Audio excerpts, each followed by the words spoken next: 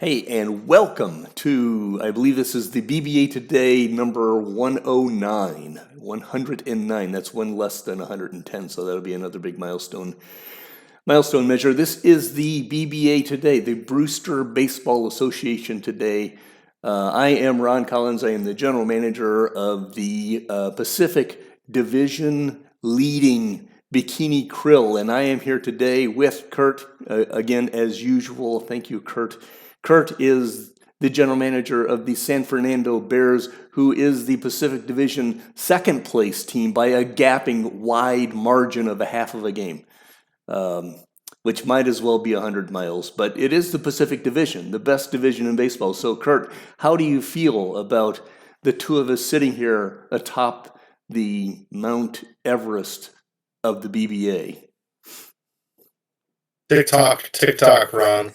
Commission's going to run a sim any minute, and the Bears will be on top of the division after that sim. Mark my words. Oh my goodness! Oh my goodness!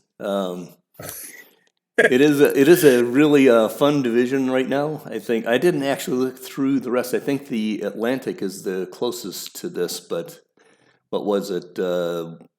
3 seasons ago, the Mad Popes under Ben's first year, I think, took the division, and then Hawaii won 2 years ago. Last year, what was it? The Canadian team won. So this year it would be kind of cool that there would then be a fourth winning team of the division. I think that's always fun. Now I'm certain that Ben and James and Aaron would disagree with me on that one right now. But how are you thinking about the division as a whole? Wide open, like you said. It is pretty cool. I mean, Sacramento had a Nashville type run for like 15 years in our division of winning it almost every single year.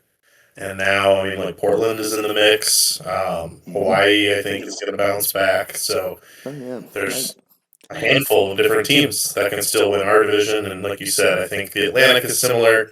The other two divisions in the Brewster kind of have a Goliath that is the division runs through at the moment in Phoenix and Nashville. But I like our position in the Pacific, and we benefit if Nashville just keeps winning. If they can win 110, 115 games, I think the Pacific could get back to having 2-3 wild cards again. Yeah, go Nashville. Go Nashville. Who would have ever said that? Well, yeah, and talking about the Atlantic, right? I mean, there's a lot of fun going on in the Atlantic Division right now with the Atlantic City Gamblers sitting atop. Chico Ruiz's, John Monberg's club, 37-19 right now, a whopping 3.5 games over Cobble Hill. Literally 2 seasons ago, if we just said Atlantic City and Cobble Hill were going to be at the top of this division, I think people would have scratched their heads and crossed their eyes and wondered. But it's a really exciting division over there. Montreal is third, Charlotte fourth, Cape Fear and Jacksonville both putting up some stoutish numbers. They're both over 500. I think that represents that the Frontier is very strong on top of it, but perhaps not so strong toward the bottom. We'll kind of see how that all plays out. Charm City with Graham, Joe Lederer is waking up again. They're at 23-32, so they're struggling a little bit. And then New Orleans Jim seems to still be trying to get his feet to the pedals at 20-36. So New Orleans got some work to do. But I'm really excited. It's a lot of fun. Every sim, second thing after checking out the top of the Bikini Krill-led Pacific, I check out the Atlantic Division because there's so much fun things going on. The turn is going on there just as well. Yeah, I think it's always interesting to watch the teams, the really good teams, start to hit a crossroads, and that's clearly where Charm City's at. So we'll be fascinated to see if it's rebuild time for them and what that looks like. And then, like you said, I think Cape Fear and Jacksonville are still very much in the mix. I mean, Charm City really could still be too. They have lots of good players. Yeah, they do. As long as you got Drusilla, you're in the mix. So Yeah. if Charm City gets hot, becomes a 7-team race for that division. But it's going to be tough to catch Atlantic City. They've built a heck of a little lead. And it's funny that John did almost like a semi reverse psychology curse jinx thing when he traded Whitford, a former pitcher of the year, if I remember correctly, over the offseason, and just kind of said, well, we're just going to be a 500 team. That's what we do. Don't want to be too good. Got to get rid of this guy Whitford. And they've played even better. They're tough. So it's cool to see Atlantic City doing so well. Yeah, and they're banking wins. If they can keep the momentum going for another month or two, that lead becomes almost pretty hard to surmount as far as it goes. It's certainly obviously doable. I mean, last year Twin Cities dropping 10 games in a row at the end of the season shows that anything can happen. Poor Alan. But then, Phoenix is again at the top of the frontier. Vegas is chasing them. Mexico City continues, I think, Mexico City is an extremely interesting team right now. They have been doing a very interesting job of building over the past year to year and a half. And I think that's showing up inside the numbers there, 30-26 right now, 4 games back of Phoenix. Phoenix is going to be really tough to beat, I think, in that division. Sean has built up they're not quite to the behemoth standpoint of the perpetual motion machine, but they've got the big run going on right now. There is a difference between a team that goes on a 3-5 season run and a full behemoth, right? I mean, 3-5 season runs happen in real life without the Dodgers spending everything. Right. So Boise is running tough. They're still at 27-28. First third of the season is done, so their window of opportunity is still open. Austin has had a little bit of a down streak here. They started relatively well. They're now, 5 games under 500. Calgary, Rosenblatt, and San Antonio. San Antonio is still, under Mike, is still rebuilding, and he's chatted a couple of times on Discord about financial things and decisions that need to be made and so forth. But that's what happens when you take over a team first off, and then, of course, Tim already had them kind of in the rebuild mode. I think Tim had tried a couple of basic plans and was regrouping. But then similar like Charm City, Joe took over a pretty solid team, but they were always going to have some difficulty when you change GMs in the middle of the stream. There's going to be some difficulties. Plus, of course, Joe hit a time period here where he's had to go on semi-autopilot for a little bit.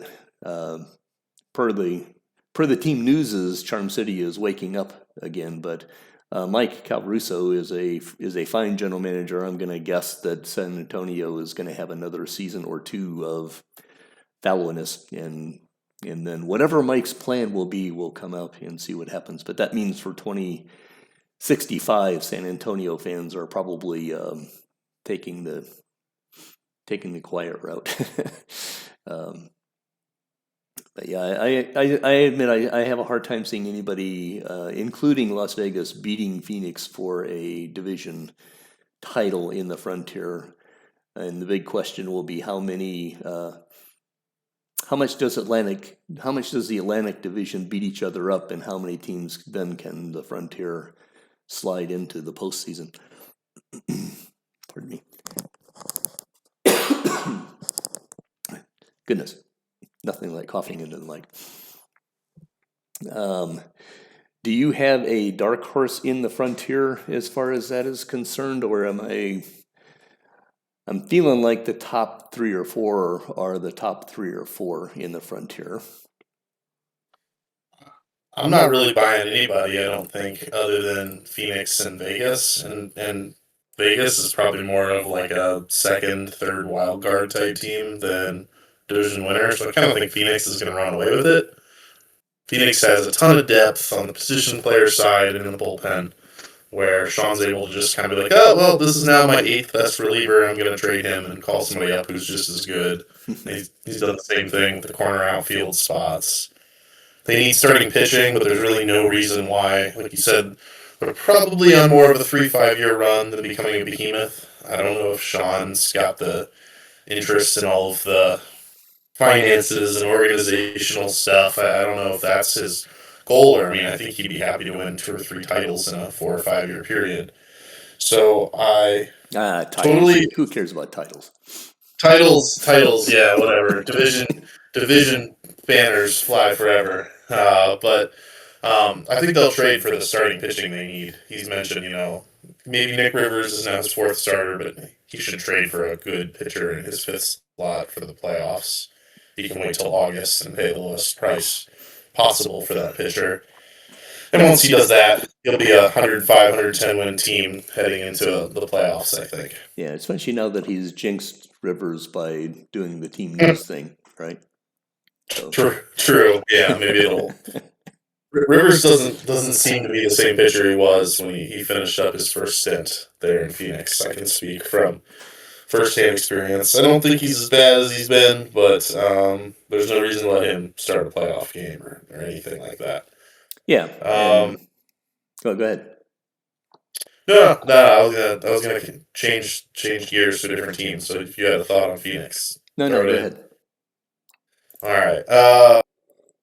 Mexico City has the whole. I mean, I just don't think they have the pitching. They got the negative run differential, and so does Boise. So they're playing above 500 now, but I can't see those teams winning more than like a low 80s number of games. And I think the Atlantic's going to keep that from being a playoff team, but Cobble Hill did make the playoffs like 84 wins last year or something, so it's possible. Yeah.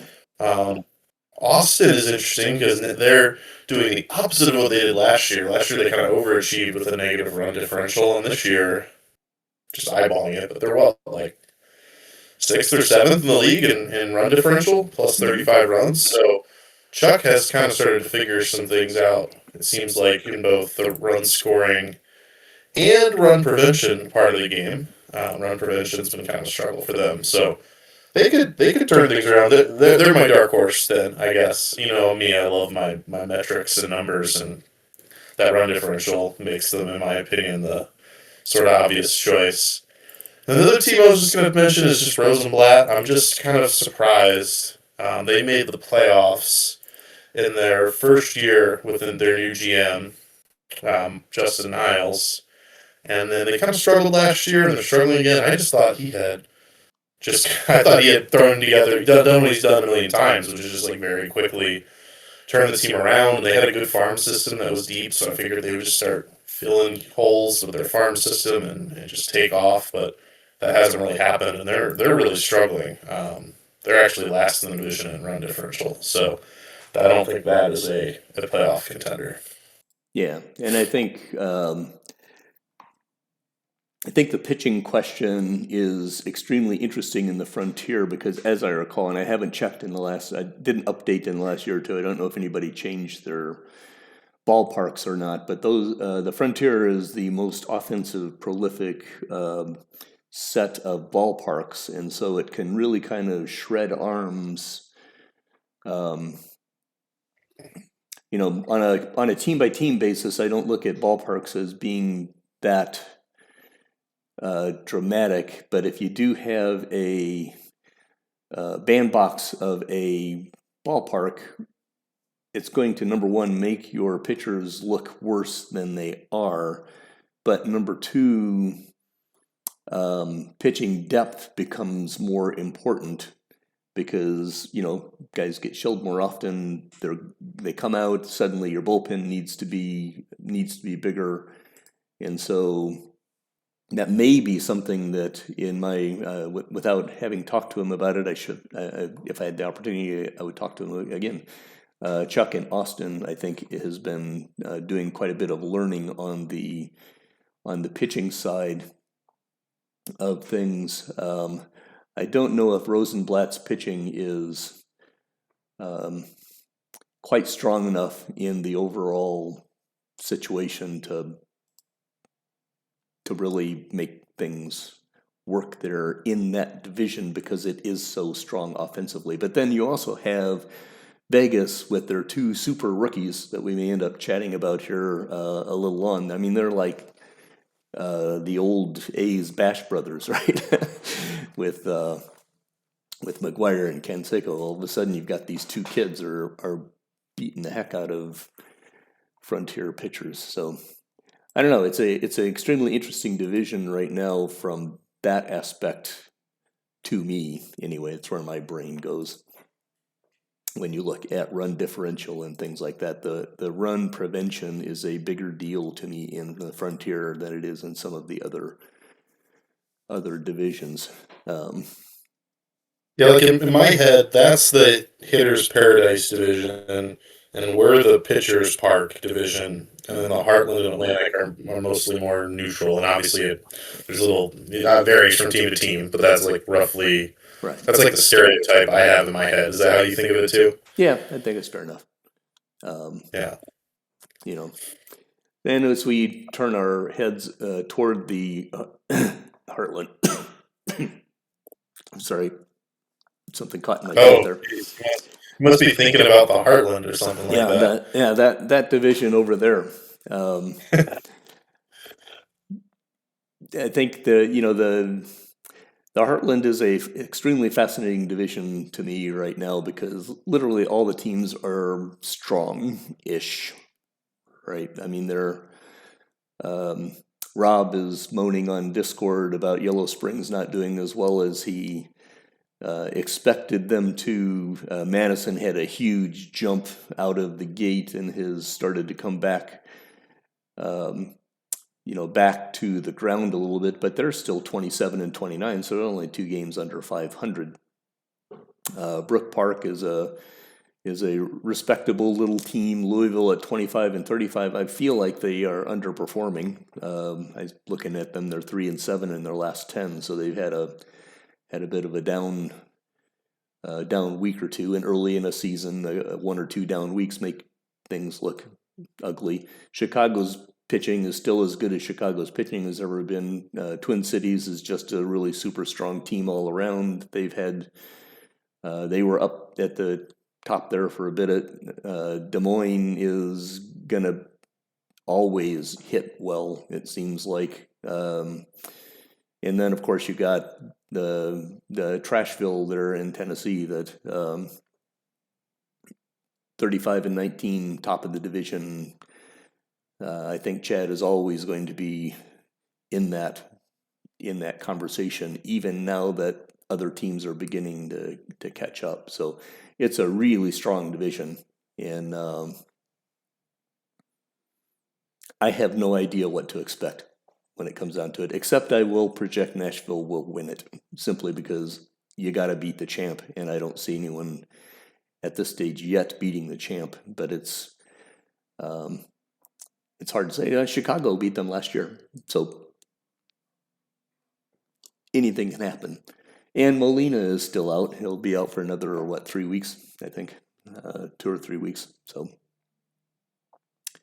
Chicago is probably the only team that could topple them, I think.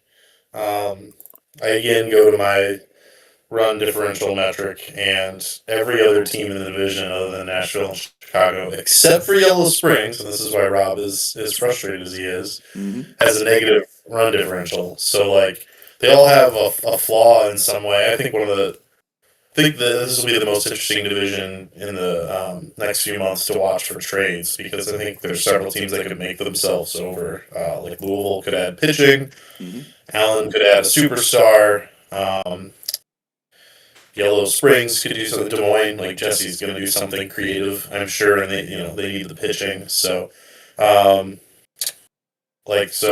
monitoring the division from that standpoint, I do think Madison and Brook Park are going to sink in the standings. I expect Yellow Springs to overtake them, and I would expect Louisville to overtake them, but Louisville, I'm not.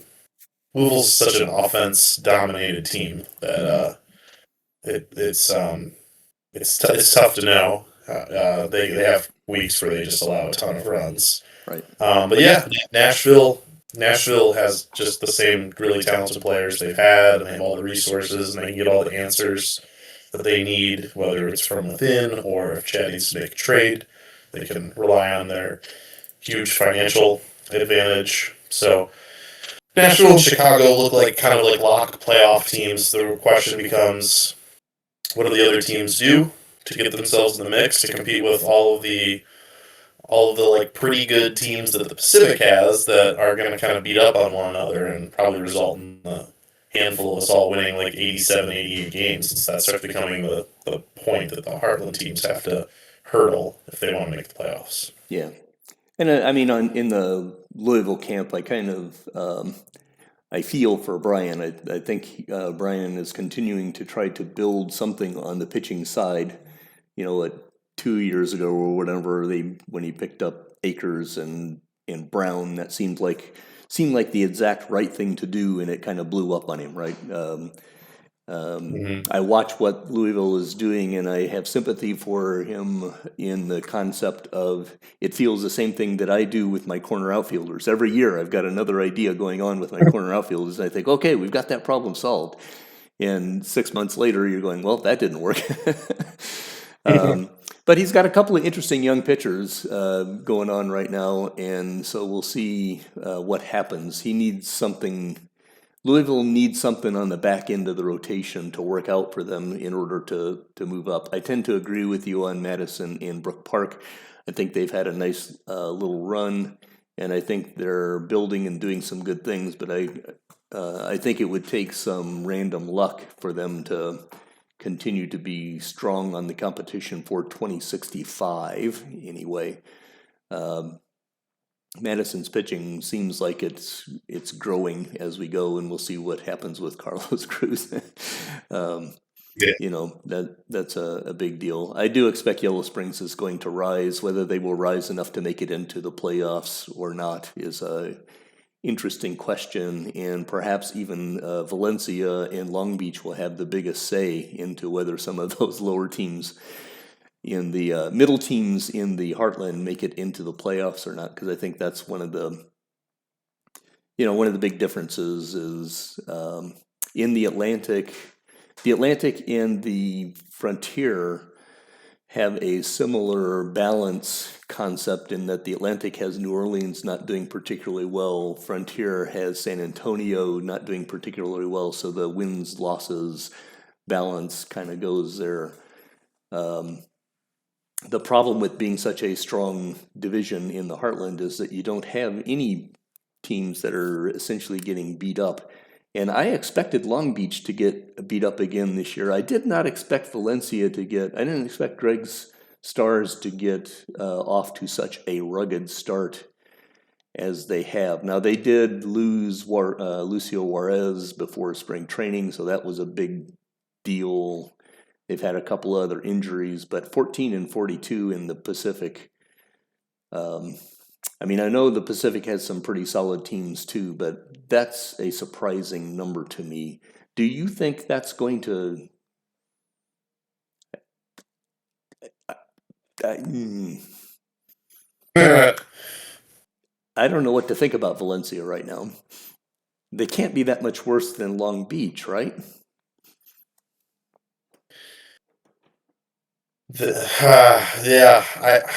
I don't know. They don't have a lot of options in the pitching staff. Like there wasn't a lot of depth, particularly in the rotation. So I think they've got 2 starting pitchers injured. Yes. And Juarez out for 3 or 4 months or something. So maybe he's going to get him back. I can't recall. But yeah, it'll be very late if he gets him back. I can't remember. Let me look. And then it's like Togo or something. I think he had a Japanese pitcher. Younger guy, high movement, who's out for like basically a year now, and that was like his 3rd or 4th best starter, but gave him some depth. Yeah, it's Takahashi that's out pretty much all year. Juarez should be back in another month, but that's with shoulder inflammation or elbow. Elbow inflammation. That's interesting.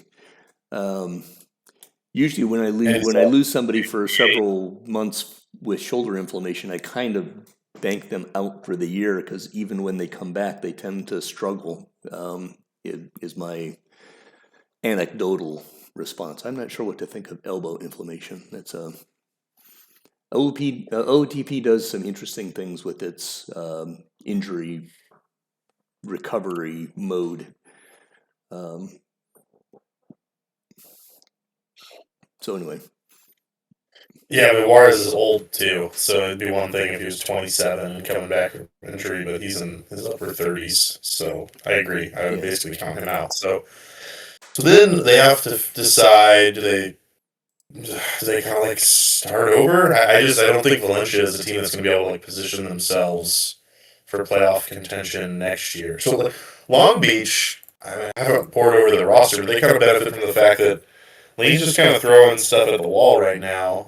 He can make some small trades, but he doesn't have decisions to make with guys like Dave Furman or some of the bigger bats that Valencia has. Greg has to think about starting over again, and he's probably leery of getting stuck in one of those never-ending rebuilds. The kind of thing the Pittsburgh Pirates are still in real life. Like you just get in this vicious cycle of like you finally have a good player and it's time to trade them, and then you finally have a good player and it's time to trade them. Like, I think that's what happened to San Antonio as well. They just never had the pitching and the hitting at the same time. Valencia's kind of there where like they've got a good crop of young hitters. It looks like they have a bunch of guys with negative WAR who are respectable players. Like Bradley Russell's been pretty good. Santiago Dieguez shouldn't play center, but he used to hit. So I recognize some of these names. Juan Silva, a good free agent acquisition, I thought. So those guys should bounce back a little bit. And Valencia's got three potential offensive stars as young kids, right? In Fernandez and I'm looking at them right now. Fernandez, Vela, and Bush should all be able to be, topish of the league kind of guys. So when you're in Valencia's situation, I just don't know. Greg's got to be pulling out whatever few hairs he has left on his head as to what to do there. And I'm certain he was cobbled by the pitching losses. But even then, 14-42 is a pretty stout number. I'm not sure what to think about that, but it will directly, especially if it continues, it will directly influence the playoff race, and it could wind up resulting in us frontier folks getting an extra team or two into the postseason. So that'll be interesting to watch. Yeah, like I think the teams in the middle of the division. Teams looking up at us right now, Ron. Portland, Vancouver, Hawaii, and Sacramento.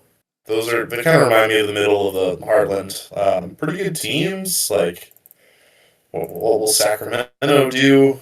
They've been aggressive for as long as Ben has been there, thinking he needs to kind of continue to ride that wave. So, do they double down?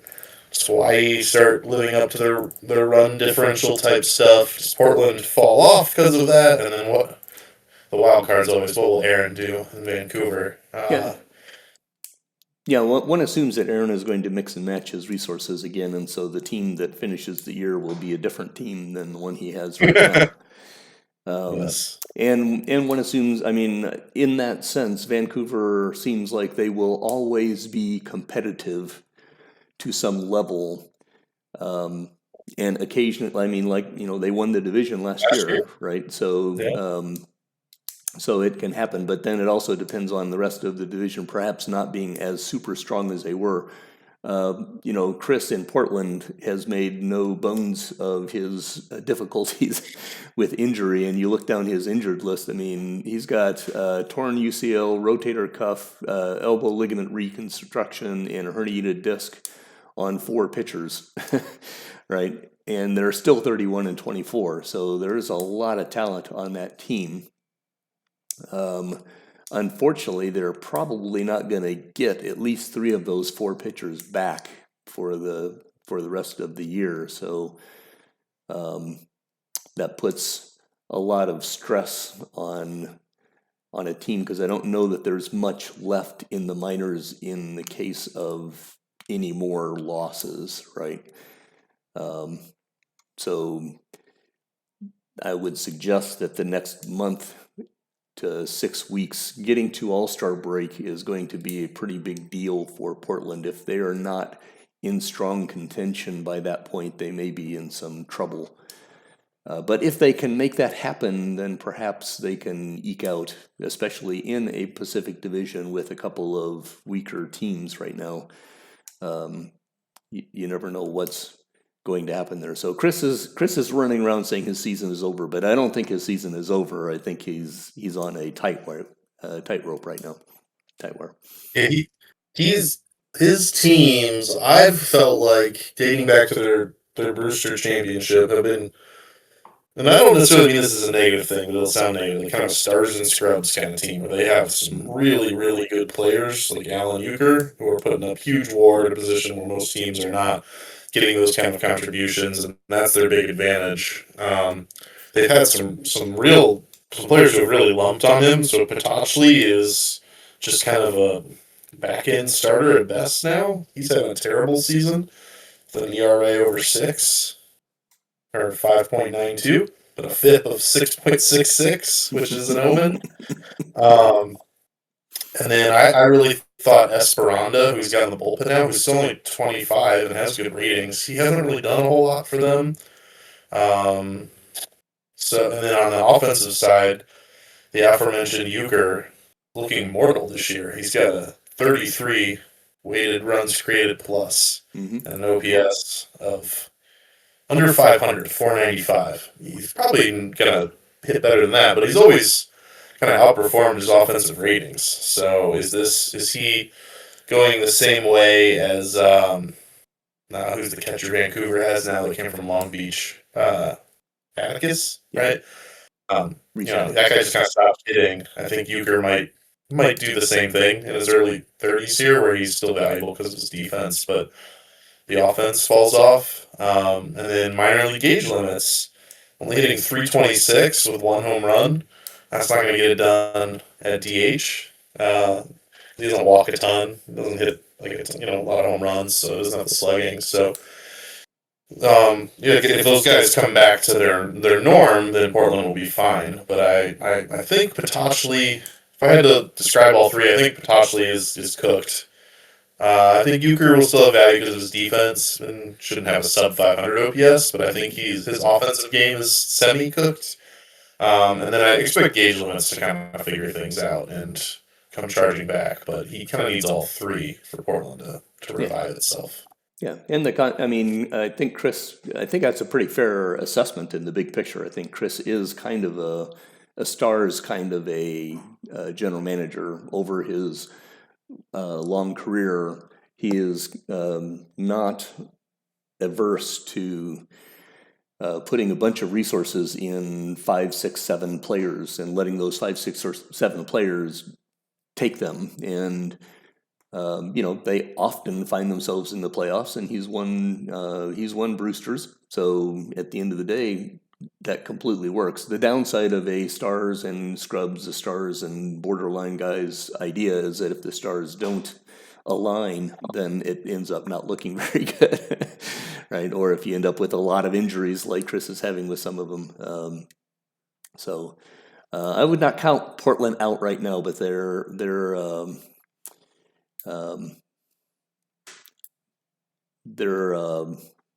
level of risk, the amount of leeway they have is quite limited, right? They can't have a lot of things go wrong from this point out, if they're going to do what the Portland fans would like them to do anyway. So and we talk about the teams that could cash in their chips and make a big push.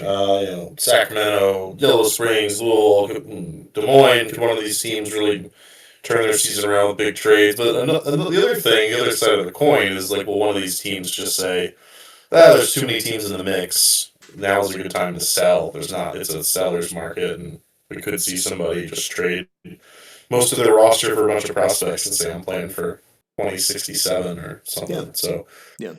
That's a viable strategy as well. Right, and we're getting to that interesting time of year where that is a not unlikely thing to happen, right? General managers are going to have to start thinking about things. I mean, I would expect that Rob, for example, is not quite as firm on, okay, I'm going to start selling, but now is the time where the windows begin to open on the idea of selling. And when your team has underperformed, perhaps there is there's also a rule of thumb that says the first group that fire sales does better than, right? So Exactly. the game theory of when to do that is interesting. Yep. And I think perhaps rolling into, maybe we can talk about some guys who are having great seasons and we're getting toward, not quite ready to begin voting for all-stars, but we've got a third of the season under our belt. There's some guys that are having some really great years, and I'm going to leverage the Bears in this to move into some conversation about some individual players, if you're up for it. I think that, I think that the leagues should not be sleeping on the San Fernando Bears starting pitchers. I think you've been a little bit quiet around things right now, but you have three of the absolute best young starting pitchers going on in San Fernando right now. And they are in my opinion, I'm willing to be coached off of this from the general manager of the Bears. But in my opinion, Doug Pomeroy, Enrique Perez, and Marcos Rodriguez, who are they're all 23 and 24, Pomeroy and Rodriguez are 23, Perez is 24. Not a single one of them has an ERA over 2.67. Pomeroy's at 2.67, Perez is 2.18, Marcos Rodriguez is 1.95. All of them over 65, 64 and a third, whatever, something like that innings. I am fully expecting that at this point, as long as those guys are healthy for a long period, San Fernando is going to become a much stronger power than they have been.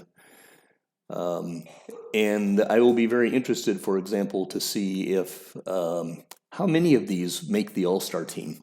When you start looking, usually people go to the All-Star ballot and they start doing their own proprietary sorts on ERAs or wins or whatever key stat that people want to use. But Pomeroy's 5-0, Rodriguez is 5-1.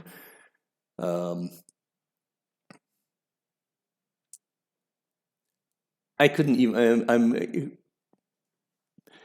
a minimum of one of these guys are going to be all-stars, I think, before it's all said and done. So, what is your assessment of my assessment of the Bears? Are these three literally the fundamental key of why you are suddenly so stout, or am I missing something?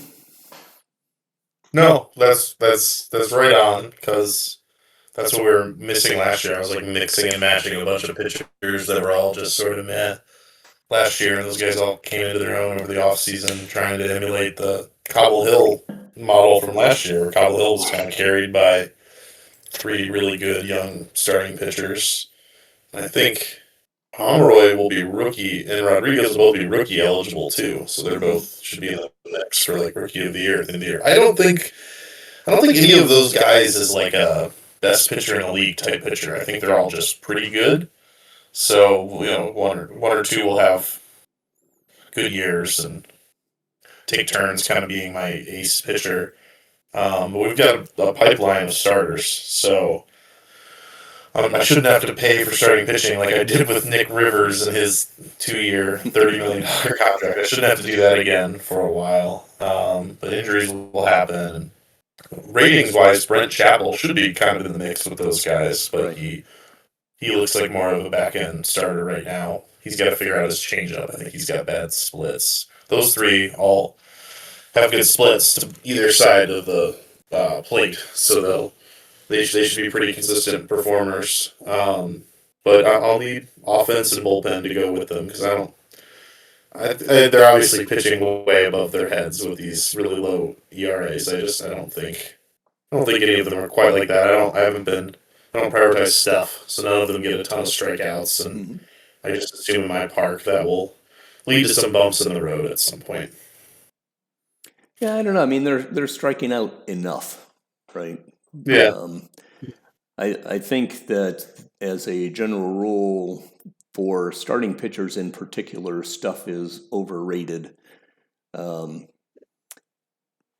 You know, for Bikini, Paul Glass is my example, but Glass really needs a 4 or 5 stuff, right? The 2 or 3 stuff is not quite good enough to be. If Glass had a 5 stuff, he would probably be in that top 20% tier, right? But the 3 stuff makes him a back-end, semi-reliable, workable starting pitcher. I think Perez may be, from a rating standpoint, playing a little bit above his station, but he's solid, and I think Pomeroy and Rodriguez are actually capable of being, top end 1 and 2 kind of guys for a while. And like you said, add Chappell in, and that's a 4th. You got 4 really nice young pitchers that, knock on wood, right, barring injury, San Fernando should be pretty stable in the rotation for a little while on min salary contracts. That's a really nice situation to be in. Thank goodness, because they dumped a bunch of money in Hashimoto, and he's sub replacement. So that looked pretty foolish. Yeah, I wish I didn't have the money to spend. Yeah. 2 other names that I think are going to be in the conversation right now: Chicago's Tony Radke, Portland's Victor King. Both of them are having spectacular years. Chicago, Steve Bodine. Those guys are all up in the upper end of the WAR curve for starters. I'm intrigued by Twin Cities' Larry Jensen, and that's all in the Frick. In the Johnson, I'm interested in Mark Lolo, however many lows you have in Mark Lolo. Because he's 6-1 is pretty stout. 2.73 is pretty stout. A lot of his side numbers are not quite as strong as some of the other guys in the Frick. So it'll be interesting to see how the voting goes for him, because he's got the name also. Will a name in a 6-1, 2.73 overcome his FIP minus, for example, is not as strong as several other starters in the Johnson right now. Carlos Moya and Cabo Hill, Umar Dogar for Montreal, who is getting the 4-man rotation advantage, right, of more starts. You've got an interesting guy by ratings in Ray Allard at Atlantic City, who is performing. I don't think, if I remember right, Ray Allard has not had the kind of years. I have to go look for him. He's young. Yeah, he's young, but I don't think he had his. Is he he's not a rookie, is he? No. I want to say like second. Yeah, I mean, last year he was 7-9 with a 4.01 ERA. So I mean, he was, good, not great. Now he's sitting here at a 2.53 with a 73 FIP minus. So maybe he's just coming into his own. I haven't checked him on where he is in the infamous long-running starting pitching rankings, right? As far as that goes. That's something, I mean, one of the things I like about the ranking process is that it basically says you got to prove to me for a year or 2 that you belong in the mix. And once you're in the mix, then things go. But to the point, for example, San Fernando's pitchers don't show up on the top 20 list right now, but they are, if you look at how they're performing, they are clearly, San Fernando's pitching is clearly in the top, 20% of the league on the starter standpoint. So that metric is something that has to be taken with a grain of salt. Who are some other pitchers that or what do you think about some of the? What do you think about Mark Lolo? Ron, I'm going to be right back, and we're going to have a visitor. Just sorry about that. Hey, I like our visitor.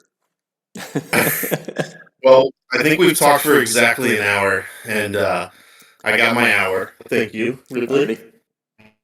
But Atlantic City has a bunch of good young starters. How many of them are in your top 100? Have you checked that? I feel like they're kind of in a similar spot to the Bears. They had a bunch of guys who were like pretty good last year and probably didn't get themselves into the top 50. Like Allard. Yeah. Allard has what, a 10 fastball and 9 control. That's pretty sick. Yep. Combination. Yeah. No, by his raw numbers, I would be shocked if Allard's in the if he's in the top 100, it's not very far up. Let's see. Let me do a quick. It's what Perez did last year. Perez was just sort of okay last year. Didn't really establish himself on the list, and now he should be shooting up. Yeah. They have Keys. Keys is another pitcher. Abdul Muiz Keys, who has a 10 fastball, 10 sinker, and 8 cutter, 7.75.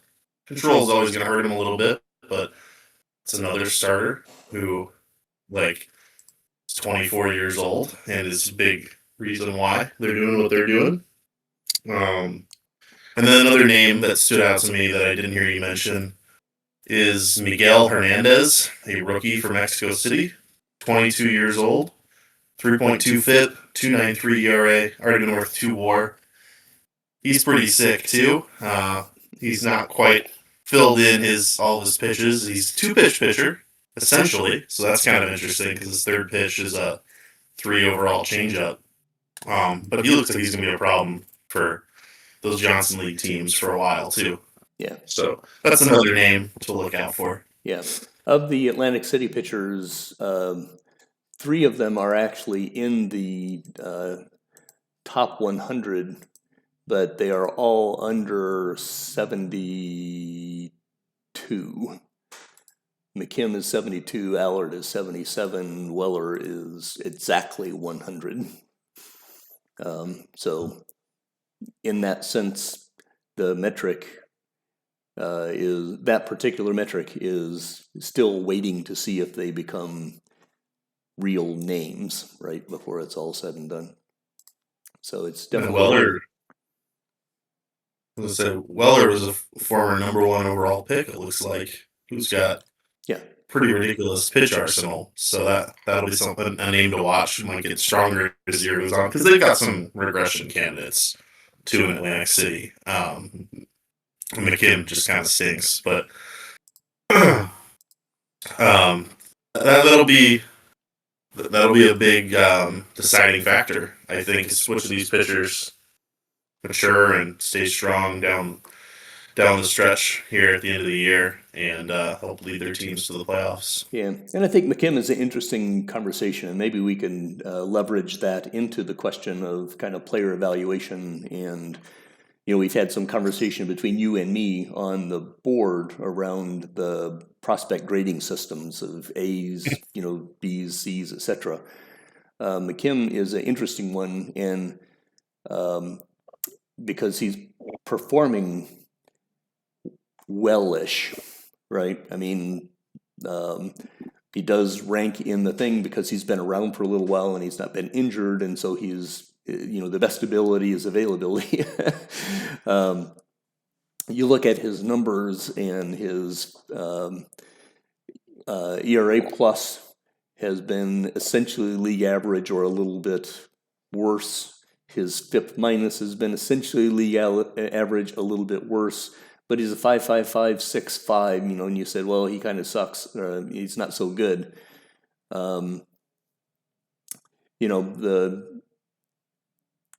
Given his performance, what I would read on these rating bars is that McKim is the guy who's at the top end of his rating bars, right?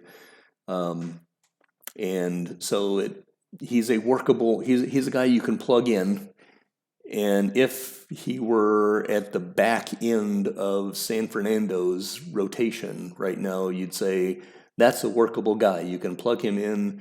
He's got a 5 stamina. He's going to get into the 6th and 7th inning most of the time, save a bullpen.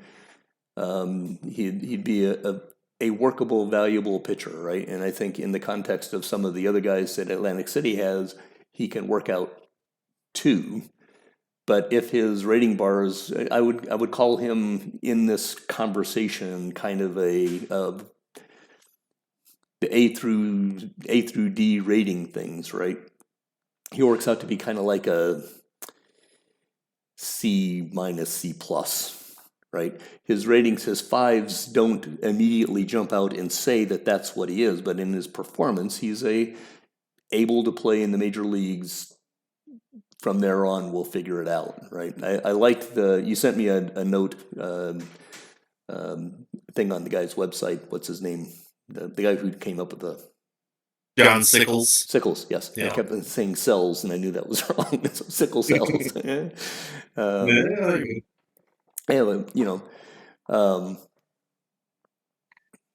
I thought it was interesting. I'm going to ramble for just a second on his A through B through C scales, right? And I thought it was very interesting that at the end of our conversation around the way I was using the scale to rate my guys, right?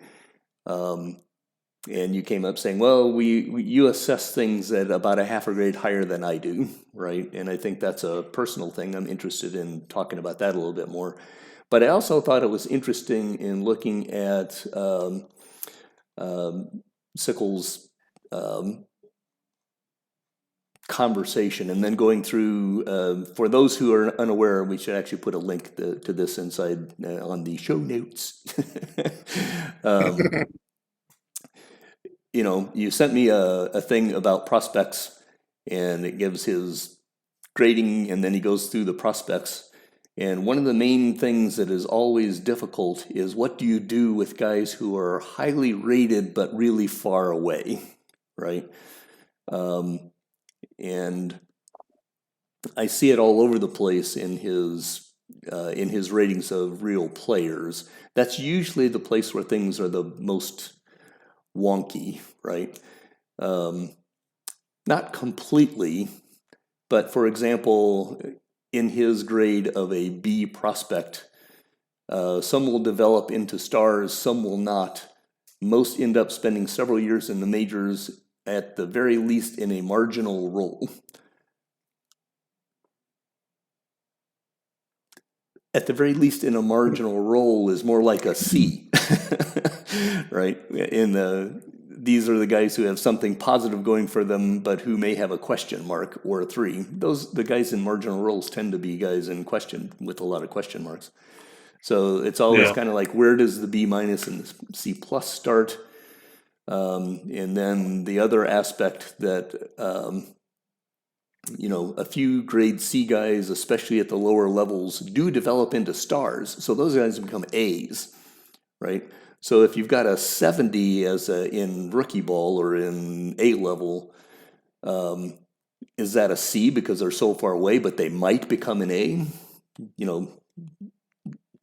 So then I went through and I looked at the various different prospects that he's got: Nick Senzel and Amir Garrett and Jesse Winkler and Rob Stevenson and Shed Long and Cody Reed, and almost none. All of these guys are B's and B minuses and A's, and almost none of these guys had any real major league. Well, they're Reds, right? So of course, right. But at the end of the day, in that sense, if they're Reds, maybe they should be automatically graded a C plus. I don't know. Right? Yeah. So I'm interested, because in that sense, Sickle Sickle is grading on at least a half a grade too high, right? So Sickle has the Ron Collins disease, is the way I would interpret it off of these. So talk a little more. It's always, you're prognosticating, right? So like prospects, like you said, C's are going to end up playing as A's, and A's are going to end up not even making the major leagues, and that happens. I thought he was the best prospect writer in the business back when he used to run that site. I think it was called like Minor League Ball or something like that. So it's a shame that, and I didn't realize just how much of a fossil I am that I had to go back like 8 years to find the last time he did that. So clearly it stuck with me though. I think the main thing is like I think about like error bars, which the game kind of gives you now, right? That development risk thing. If a player is like medium or low, the error bars are pretty small. So the scale has to be interpreted. It's obviously it's an art and not a science, first of all. So an A player to me means they're not in like rookie league, like really raw talent. I almost always would make that an A minus or something, even if they're an A potential, especially if they're coming from like an international free agency or complex background, because so few of those guys work out. I think you've pulled some of those numbers, and Alan's pulled some of those numbers. Like, those guys usually bust. So, like, I'm pretty hesitant to give an A at all to the guys from the complex. So I think what he's saying, Sickles, in his definitions, is like a B who looks like they have like very high or extreme development risk, but they're like an A talent, but you get them down to the B's, maybe B plus because of their risk, and then likewise, you're going to have guys who are going to be ranked a little bit higher just because they look like sort of a sure thing. So I really share, like, you'd have to go through every team in like years to start getting a feel for like how the ratings really going to apply. And I just searched the Reds because I'm a Reds fan. Like you said, none of those guys really worked out. Those guys, Senzel was like a top 5 pick college player, should have been a sure thing. He had like vertigo and some weird stuff happened to him. That prevented him from reaching his potential. So kind of a weird fluke situation, but some A's that happens to them or some top prospects. But as long as we're like consistent, it doesn't really matter, right? Like you can kind of go higher on grades and I can go lower, and it's just a matter of taste. And I like trying to like really call attention to the guys who are A's or B's. Like I'm like, these are the jewels. Like, these are the 7 guys in my farm system. Who would cost a lot in a trade, and that's another way I think to interpret it is like what would their trade value be. So like that's how you kind of cover for the risk thing. If a guy is really high risk, he's not gonna have as much trade value as more of a sure thing. Sure. So in my mind, the baseline is like a 20, 21-year-old in like A ball or double A, developed quite a bit, like only has a few points to go in their ratings. Like that's the baseline that the grading scale is describing, and then once you add more risk, it should kind of basically just downgrade the players, slot them down. And I kind of just assume they're not going to hit their full potential. Like they say they're 80 potential, but like every year in the IFA pool, there's 8 80s, and once every 5 years, one of them develops. So like you just have to put them on a discount and say like this is actually a 55 potential basically, and they're going to fall a point or two short. And we had a similar conversation during the draft because I took an 11 control pitcher, and you were kind of like, I don't know, once you get like 9 or 10 control, who needs 11 or 12 control? And my thought was sort of like, well, if every player in the draft develops one less point than their potential, this guy's going to be a 10 potential, and any guy who's a 5 or 6 is only going to be a 4 or 5, and so it just reduces the risk that the potential doesn't quite fully dev in, which then gets us down the other tangent we had about development and potential ratings, and maybe we don't even go there. But anyways, that was a really long ramble. I'm glad I got it in. Thank you for being patient. And those are my thoughts on it. No, and I think those are this question of how do you assess prospects is always a fun one. You know, Bob's prospect lists are always create some kind of a flurry of conversation in that aspect of how do you derate a guy who's very young, right? You know, you can't win for losing in that sense, because from a fan base standpoint, which we often comment on, right? One of our we've got this amazing 80 ranked player in short A, and he doesn't show up as high on Bob's list as we would like. And so we say, how can any list that doesn't have him here, right, be worth their salt? But on the other hand, yes, most of those IFA kind of players end up crashing and burning. So how do you derate them properly as they go through their time is always interesting. The other thing that I picked up on as you were talking is trade value. And that leads me, let me ask you a question. What do you think of the difference in the concept of trade value inside the BBA versus Major League Baseball, right? Because our trade valuations are dramatically, oftentimes different and swayed by the fact that we have the big blue bars, right? Mm-hmm. I mean, I made I a think we're trade. more willing to trade. I think is the main difference. I think major league teams don't like moving top prospects. It's pretty rare to see that happen.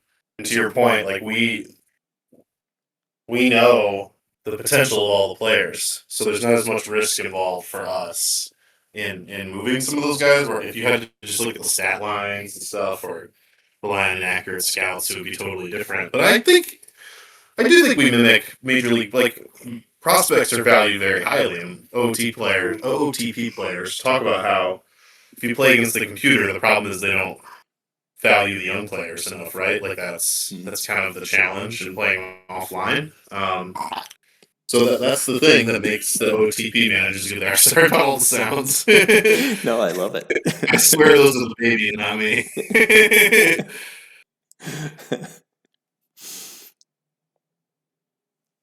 Yeah, I mean, for example, I made a trade this offseason for Luis Zavala, the extreme, pretty high potential, whatever we want to call the, peak, but 23, 24 years old and not particularly well grown in. So the chances are, I mean, he's older. So in the concept of, older players with high peaks should be rated high, but he is not very well developed into those. So his chances of actually becoming the star that his potential rating suggested he is are quite low, right? So, I made that choice because I needed to move a player anyway, and it gave me the 5%, 10% chance of having a superstar level player, probably 90% chance of essentially busting and not getting anything.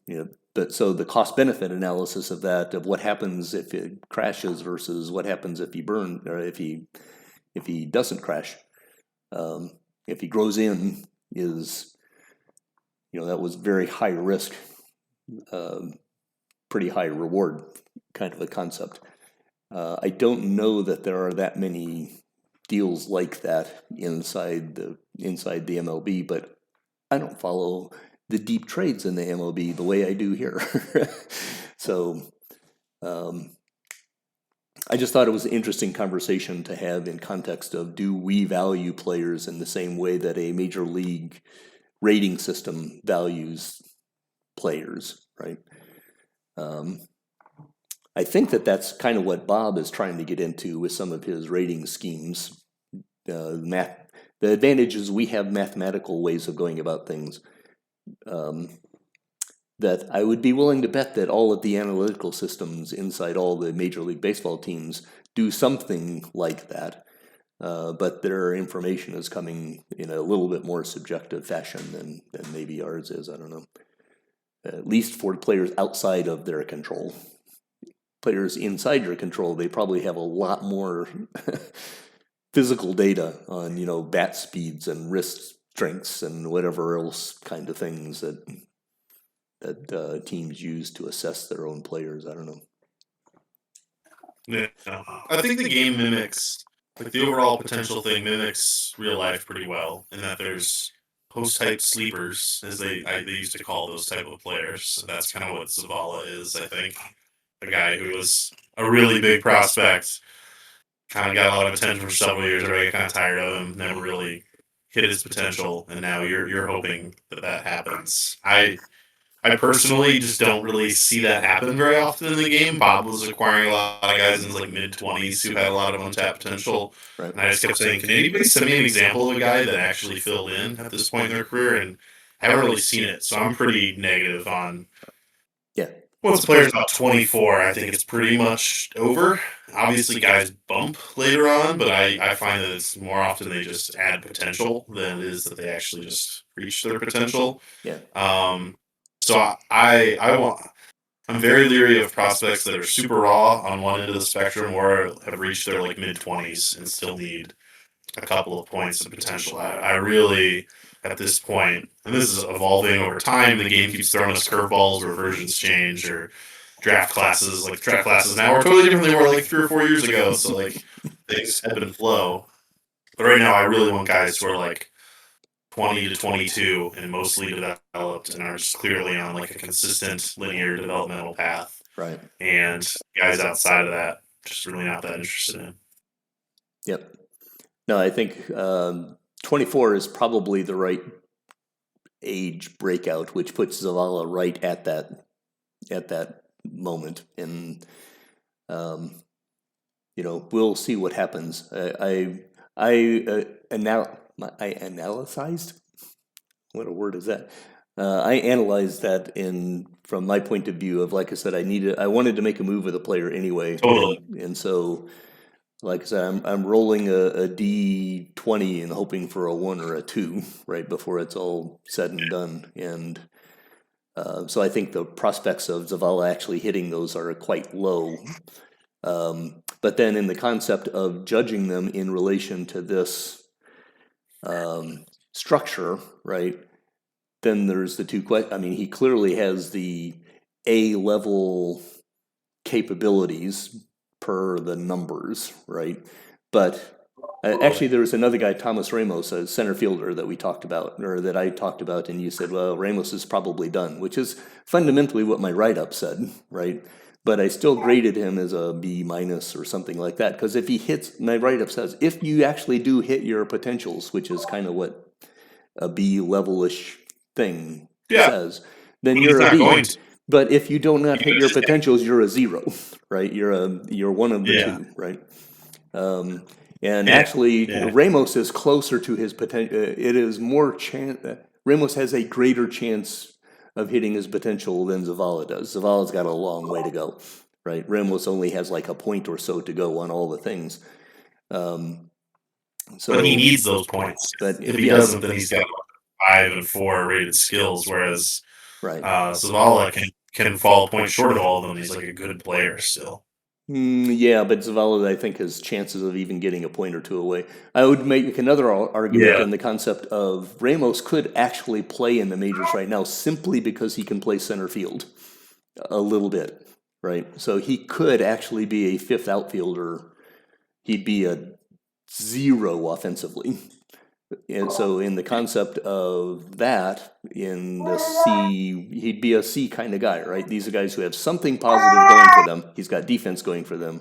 He could play, but most likely not going to be much, right? So he's one of those that would fit into the C level. Zavala, center and are weird for that reason. Like the guy can just play defense and has like some green numbers in his ratings, then he's like a C automatically. Right. Whereas other positions, not even close, right? Right. Alrighty. Well, we could beat this up, and maybe we'll again next time or two. But I think we've had a pretty good time chewing a whole bunch of BBA fat here. Do you have anything else that is on your mind as we head away? Oh, there we go. She was just chewing the cord as you said that. The timing was perfect. That's where I was like, okay, I'm glad he's wrapping things up. There you go. I think that's a solid C+ right away and going upward from there. This is a high potential prospect. That's right. Shows good timing. Yes. Yeah, and Bob just started doing a series just like yours. So I haven't had a chance to read them yet, but Bob, shout out for you also adopting my made-up prospect letter grade system, and I'm looking forward to reading those. Yeah. No, I think it's fun when a trend catches on and you can start to see the way different people look at different things, right? I mean, I would tend Yeah, to agree that's that the whole point. your comment as a kind of a closing thing, I would tend to agree that I tend to look at prospects in a little bit more positive fashion, but that is also because I tend to look for guys who I can use in small places, right? I love finding a guy who I can use for 2 or 3 years to do something valuable and then they're done, right? I consider that to be a kind of a B minus player. I think other people would look at it and say, I don't even care about them, right? That definitely does not fit the Chris Wilson stars and scrubs kind of standpoint, right? I don't care Right. about anybody but the stars. So, whichever. I thought that was fascinating. So I'm definitely looking. I didn't know Bob was doing that, so I'm gonna have to look and see. Definitely interested to see how Bob looks at things because a lot of his prospect review systems also then by definition carry his viewpoint of what is a good prospect, right? Which is what drives a lot of the questions. So Exactly. I'm much fun. excited to try to pick up on the patterns with his letter grades and then grill him on why he hasn't figured out how to turn that into a formula for the league wide. There you We go. appreciate what you do for us. Yes, indeed. It is a fantastic group of GMs that we have doing lots of different things, and the different perspectives that we all have on things are what makes this so much fun. So, anyway, I will let you go and take care of the cable chewer. Thank you for your time this afternoon, and we'll have to do this again sometime quickly. Sounds good. It was a pleasure, Ron. Yep. Take care. Take it easy.